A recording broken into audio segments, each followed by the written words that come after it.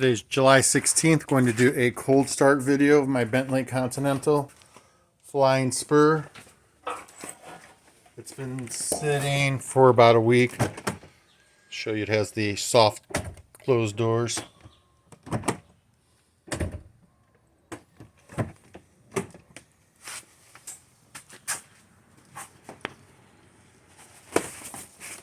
Said it's cold. I have the key, so all you need to do, it's remote start, press the start stop button.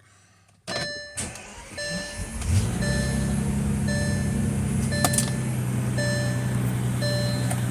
the door.